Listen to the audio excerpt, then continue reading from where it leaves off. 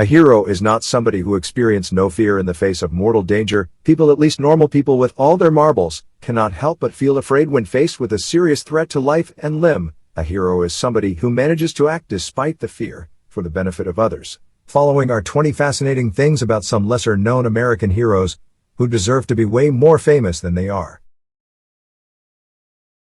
Number 20. A hero in peacetime. After recovering from his wounds, Marcelino Serna returned to America and settled in Texas. As that state's most decorated World War II hero, he was naturalized as an American citizen in 1924, then got married and raised a family in El Paso, where he got a job in a packing company. He eventually became a plumber in El Paso's William Beaumont Army Medical Center, and worked there until his retirement in 1960. He died in 1992 at age 95, and was buried in El Paso's Fort Bliss National Cemetery. In 1995, legislation was introduced in Congress, requesting that Serna finally be awarded a Medal of Honor. The bill was not passed, and to date, efforts to award Serna his just dues have gone nowhere. Number 19. America's greatest spy. Revolutionary War clandestine hero Robert Townsend was the key coordinator of what came to be known as the Culper Ring. Named after Townsend's code name, Samuel Culper Jr., he had a greater and longer-lasting historical impact than any other American clandestine operative, from the country's birth to the present. Despite that, he gets nowhere near the recognition his contributions warrant. However, that was how Townsend wanted it. He never sought recognition during the war, insisting that his identity be kept secret even from George Washington. After the conflict, the few who knew his identity respected his wish to remain anonymous. George Washington personally spelled out Townsend's tasks in a letter with detailed instructions. The Continental Army's commander-in-chief directed Townsend to remain in New York City and collect all the useful information he can. To do this, he should mix as much as possible among the officers and refugees, visit the coffee houses and all public places. He is to pay particular attention to the movements by land and water in and about the city especially. Number 18. On a mission from George Washington. George Washington further instructed Robert Townsend to report on the number of British troops in New York City and its environs, identify their units, the defensive fortifications, the security measures in place to protect transports, the state of supplies and provisions, and the morale of the military and civilians. He closed by noting, "There can be scarcely any need of recommending the greatest caution and secrecy in a business so critical and dangerous. The following seem to be the best general rules: to entrust none but the persons fixed upon to transmit the business, to deliver the dispatches to none upon our side, but those who shall be pitched upon for the purpose of receiving them, and to transmit them at any intelligence that may be obtained to no one but the commander-in-chief." Little did Washington know just how well Townsend would perform, or how well positioned he was to come across some of the most sensitive information of the entire war. Number 17. Saving the American Revolution from financial collapse. Once he had gathered information, the clandestine hero wrote his reports using invisible ink on seemingly blank reams of paper. Townsend then handed them to a courier, who delivered them to one of his ring's agents, Abraham Woodhull in Setauket. From there, they made their way to George Washington's head of intelligence, Major Benjamin Talmadge, who passed them on to the general. Washington read the reports after developing the invisible ink with a chemical agent, and often responded to Townsend with invisible ink messages of his own. Townsend did much valuable legwork gathering intelligence and fulfilling the tasks assigned him by Washington. He got a gig as a columnist for a loyalist newspaper and visited coffeehouses to hobnob with British officers, many of whom opened to him in the hopes of seeing their name in print. That was how Townsend got wind of a British plot to wreck the American economy by flooding the country with counterfeit dollars. His warning enabled the Continental Congress to avert disaster in the nick of time by recalling all bills then in circulation and issuing new ones. Number 16. Setting the stage for Britain's ultimate defeat. Robert Townsend also discovered that the British knew that the French, who had joined the war on America's side, were sending a fleet to land troops in Rhode Island. The British and their more powerful Royal Navy planned to intercept and capture or sink the French at the sea before they disembarked their troops. Townsend's timely warning enabled George Washington to bluff the British into staying put in New York by feeding them false information about a non-existent plan to attack the city. The British prepared to defend New York against an attack that never came, while the French safely landed their troops in Rhode Island in 1780. That link-up between French and American armies would ultimately doom the British. The Allied Franco-American forces would effectively decide the war in 1781 by trapping a British army in Yorktown, Virginia, and forcing its surrender. Number 15. Unmasking a traitor. One of Robert Townsend's greatest coups resulted from the unwelcome, but as it turned out fortuitous, quartering of British officers in the Townsend family home in Oyster Bay. During the British stay, one of Townsend's sisters overheard a visiting officer, John Andre Benjamin Talmadge's British intelligence counterpart, discussing the defection of a high-ranking American hero. She passed it on to her brother, and from there it worked its way through Townsend's ring to Talmadge. It eventually contributed to the unmasking of Benedict Arnold as a traitor. It began with enterprising spy work in the fall of 1780. Townsend's ring skullduggery led first to the capture of British intelligence officer John Andre, and Andre's capture in turn led to unraveling Benedict Arnold's treason. It spared the American side from what would have been a dramatic espionage coup that might have altered the war's outcome and the course of history. Number 14. The British plan to split the rebel colonies. From early in the war, a key British strategy for crushing the Americans was to split New England, birthplace and hotbed of the Revolution, from the rest of the colonies. In 1777, the British planned a coordinated attack to do just that, only for it to miscarry and end with the defeat of General John Burgoyne and the capture of his army at Saratoga, in upstate New York. The plan to split New England from the other colonies remained viable, however, provided the British could control the Hudson River. If that happened, the British could sail northward from their base in New York City, deep into upstate New York. From there, the British could sever communications with New England, or even launch an invasion into that region. Number 13. The danger to West Point. The Patriots were aware of the threat posed by British control of the Hudson River, so they built strong fortifications on bluffs overlooking the Hudson upstream from New York City. At West Point that choked off the river to enemy navigation.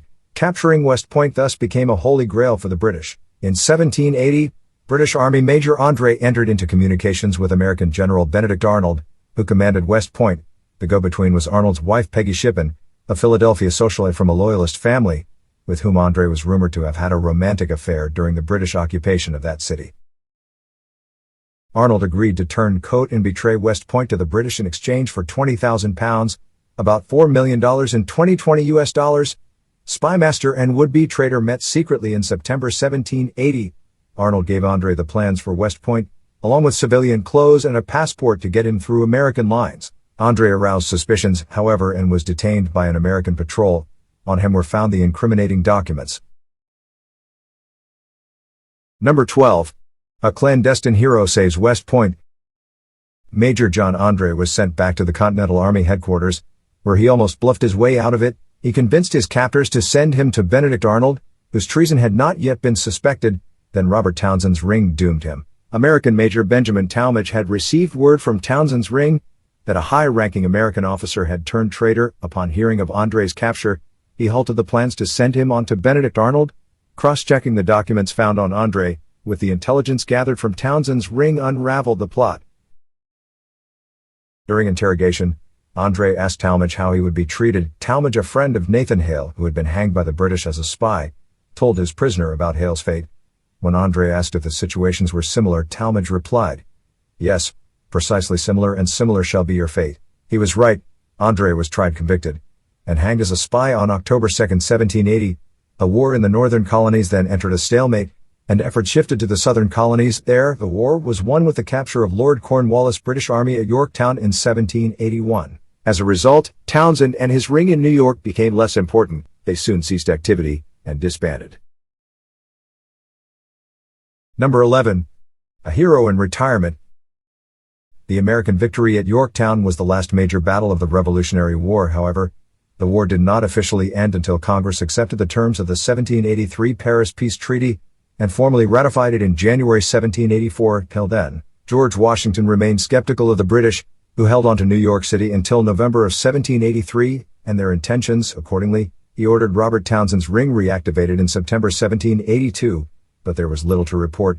As Townsend wrote on September 19, 1782, the British had thrown in the towel, accepted American independence, and were just waiting for peace negotiations to conclude so they could leave. After the war, Townsend withdrew into anonymity, and his wishes to remain anonymous were respected by those who knew of his espionage. The clandestine hero wrapped up his business activities in NYC and returned to the family home in Oyster Bay, Long Island. He never married, although he fathered an illegitimate son upon a housemaid. Townsend lived with his sister in Oyster Bay until he died of old age in 1838. Number 10. A hero for three countries. Lowry Allen Torni, who later anglicized his name to Larry Thorne, was a hero in the armies of three countries, who twice fought for the good guys and once for the bad guys. He was a Finnish hero during the Winter War against the USSR, a short break, and he became a hero for the Germans during World War II, when he fought as a Waffen-SS officer. When his remarkable military career finally came to an end, Torni was in a U.S. Army uniform, having reinvented himself as a Green Beret and an American hero.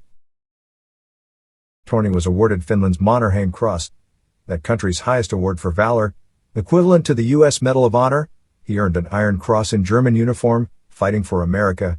He earned a Bronze Star for valor, 2 Purple Hearts, and became a Special Forces legend. Nowadays the U.S. Army Special Forces bestows the Larry Thorne Award every year upon the toughest Green Beret detachment. Number 9. Torni in Finnish uniform. Lowry Allen Torni was born in Finland in 1919. He was a natural athlete and got into skiing and other sports at an early age. One of his childhood friends, Sten Suvio, won a welterweight boxing gold medal at the 1936 Berlin Olympics. In his teens, Torni joined the Civil Guard, Finland's military reserve militia. He also attended business school. In 1938 he joined the Finnish military and was assigned to an infantry battalion. The following year, the Soviet Union demanded that Finland ceded some strategically important territory. When the Finns refused, the Soviets attacked, kicking off the Winter War. The Red Army expected to steamroll over tiny Finland, whose population at the time numbered a mere 3 million. The Finns, however, put up a fierce resistance that humiliated the invaders. Against the odds, the Finns actually went on the counterattack at some point and managed to encircle and wipe out a number of Soviet divisions. Number 8. A bitter defeat. Torni's superiors were impressed by his performance during the Winter War. In the conflict's later stages, he was sent to officer training and was commissioned a second lieutenant upon graduation. By then, however, the Soviets had gotten their act together. Once the Red Army brought its overwhelming superiority in arms, men, munitions, and materiel to bear, Finland's defeat was inevitable. By the spring of 1940, the Finns had inflicted about 380,000 casualties upon the invaders, while suffering only 70,000 of their own. Unlike Finland, however, the Soviets could afford their losses. The Finns were forced to sue for peace in March 1940, and gave the Soviets what they had wanted. Having his country invaded by its giant communist neighbor left Torni with a serious dislike for the Soviets and for communism. The war's outcome left him seething at his country's unjust treatment and itching for payback. In June 1941, he traveled to Vienna to train with the Waffen-SS. Number 7. A second round against the Soviets. By the time Torni finished his Waffen-SS training, Finland was once again at war with the Soviet Union. When the Nazis invaded the USSR in 1941, Finland joined Germany as a co-belligerent in what the Finns termed the Continuation War. After completing his SS training, Torni was made an Untersturmführer, the SS equivalent of a lieutenant. During this second round of warfare against the Red Army, Torni once again became a war hero and earned a reputation as a feared raider and irregular warrior. Soon after the Continuation War commenced, Torni was promoted to captain. He was put in charge of a unit of snow skiers who literally skied into battle against the Red Army. In 1942, Torni earned a German Iron Cross for leading a machine gun unit into a firefight on skis with guns blazing. While displaying sundry heroics, including the rescue of a wounded officer, Torni was severely injured when he skied over a landmine, but recovered and was soon back in action. Number 6. The dreaded Detachment Torni. Lowry Torni's unit was informally designated Detachment Torni in 1943 and became legendary. In addition to his tactical skills and instinctive feel for the terrain, Torni inspired his men and earned their respect by sharing their hardships. One of his men, Mauno Koivisto, who later became Finland's president, described his commanding officer thus: Torni as a leader was liked. In many ways he emphasized that we were all the same bunch, and he bore his share just like the others. He did not ask anyone to do something he did not do himself. He carried his own load, marched at the lead, and was one of us. Torni forged the men under his command into an elite reconnaissance and raiding formation, which he led on dangerous missions behind enemy lines. His exploits inspired his own side, While instilling fear into the hearts of the enemy, he was such an effective guerrilla fighter and inflicted such damage and casualties upon the Red Army that the Soviets put up a bounty of 3 million Finnish marks for Torni's capture, the equivalent of about $650,000. He is the only Finnish soldier for whom the Soviets offered a bounty. It went uncollected. Number 5. Fighting in the ruins of the Third Reich. While Torni and his men excelled, the wider war went against his country, and in September 1944, Finland sued for peace. The Finnish army was largely disbanded and Torni was discharged. However, he still wanted to fight the Soviets, so in early 1945, he joined a pro-Nazi Finnish resistance movement and hitched a ride on a U-boat to Germany for clandestine guerrilla and sabotage training. By then, however, the Nazi regime was on its last legs. Torni's training ended prematurely in March 1945, and he found himself stuck in a collapsing Third Reich, unable to get back to Finland, so he joined a German unit to fight the advancing Red Army. In the war's final days, he made it to the Western Allies' lines, where he surrendered to British troops. He was sent to a POW camp, but escaped and made it back to Finland in June 1945. Number 4. From national hero to political liability. While Finland had been formally at war, Torni was a national hero. However, his subsequent actions fighting for Germany, after his country had concluded a peace treaty, made him a political liability, so the Finnish government arrested him when he returned home. He escaped but was re-arrested in 1946 and tried for treason. In January 1947, he was convicted and sentenced to 6 years in prison. Torni escaped once again, but was recaptured once more and returned to prison, before he was eventually pardoned in late 1948. Upon regaining his freedom, Torni got a job on a Swedish cargo ship. When it sailed near Mobile, Alabama, he jumped overboard and swam to shore. He claimed political asylum in the U.S., and with the help of former OSS Chief William Donovan, he got a residency permit. Number 3. From the SS to the Green Berets. Torni settled in with the Finnish migrant community in Brooklyn and got a job as a carpenter and cleaner. Then in 1954, he enlisted in the U.S. Army. He anglicized his name from Larry Torni to Larry Thorne, and with his experience and track record in irregular warfare, he soon ended up in the Special Forces. It seemed as if Father Time was unable to catch up with Larry Thorne. Once he made his way into the Green Berets, he earned a reputation in the Special Forces community as one of its fittest and toughest officers. Indeed, his physical fitness was such that he frequently outperformed other men half his age. One commanding officer refused about him in an evaluation, and wrote, "I have not known any officer in his grade to whom he can be compared. He is over 40 years old, but has the physical ability of a person of 25. Number 2. End of the road in Vietnam. Larry Thorne trained NATO forces in West Germany and ran a reconnaissance and sabotage school. In the late 1950s, he earned accolades for his role in a search and rescue mission in Iran's Zagros Mountains. He deployed to Vietnam in 1963 as an advisor to South Vietnamese forces in the Mekong Delta, and earned a Bronze Star for Valor plus 2 Purple Hearts. He returned to Vietnam for a second tour in 1965 and ended up with the Studies and Observations Group, SOG, an unconventional special warfare unit. On October 18, 1965, Captain Larry Thorne was overseeing an operation to identify Viet Cong positions on the Ho Chi Minh Trail when his helicopter vanished in a mountainous area 25 miles from Da Nang. Rescue and recovery teams were unable to locate the chopper. Soon after his disappearance, he was posthumously promoted to major, and awarded a Distinguished Flying Cross and Legion of Merit. Larry Thorne was 46 when his helicopter disappeared.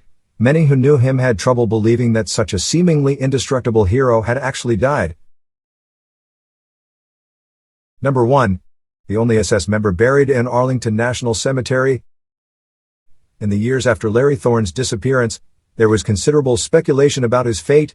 Some figured that the legendary hero had survived and walked away, while others suspected that he had been captured and finally turned over to the Soviets, who locked him up somewhere. NBA defectors were shown photos of Thorne to find out if any recognized him. On the anniversary of his disappearance every year thereafter, Thorne's comrades would down a toast in his honor, wherever he may be.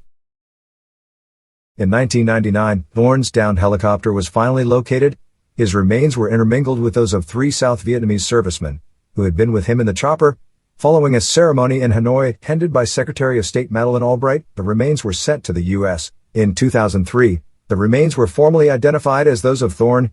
It was memorialized on the Vietnam Wall. And on June 26, 2003, Major Larry Allen Thorne, along with a South Vietnamese serviceman who had died with him, were buried in Arlington National Cemetery under a single headstone. He is the only former Waffen-SS member to end up in America's most hallowed burial grounds.